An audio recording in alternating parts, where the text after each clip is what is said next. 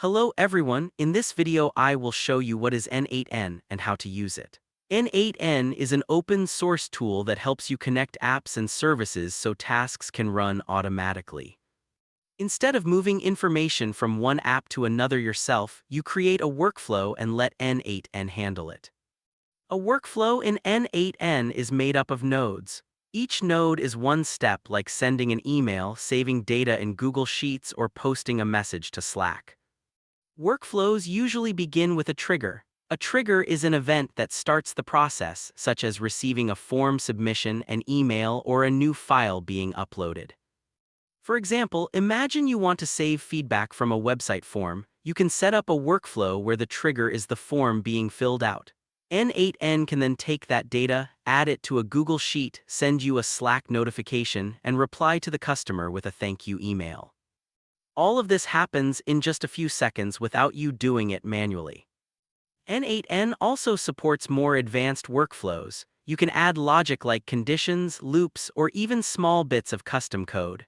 This means you can create simple automations or build very complex ones depending on your needs. Now I will show you how to use it.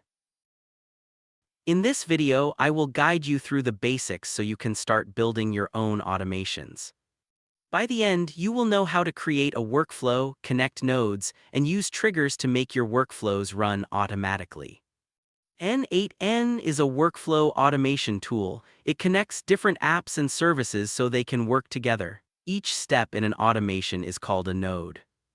A node can represent an app like Google Sheets, a service like Slack, or a simple function such as setting data.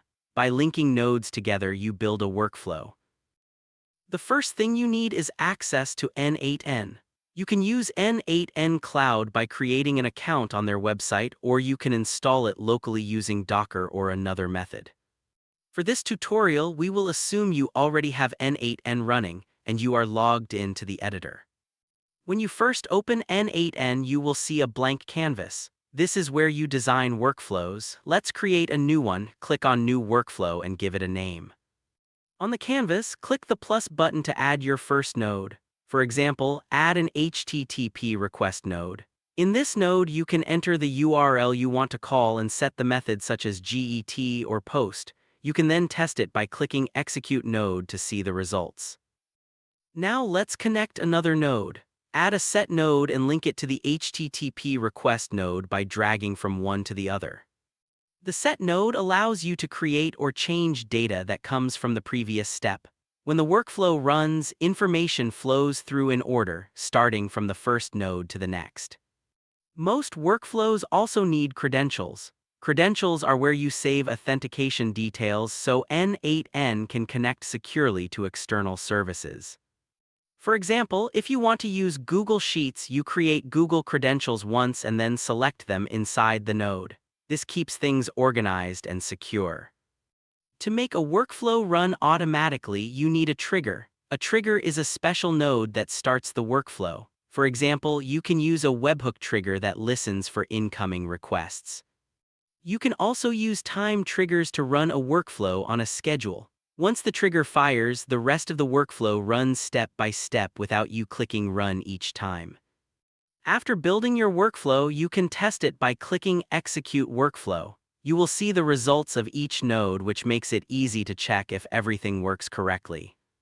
If there is an error, you can review the message and adjust the settings until the workflow runs as expected. When you are happy with it, save the workflow and activate it so it continues to run in the background.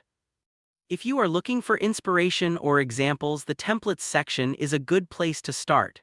Templates are ready-made workflows that you can import and then customize to your needs. This is a simple way to learn and speed up the process of building automations. That is the core of how to use N8N. You can now create workflows, connect nodes, use triggers, and manage credentials. With just these basics, you can already save time by automating common tasks and connecting your favorite tools.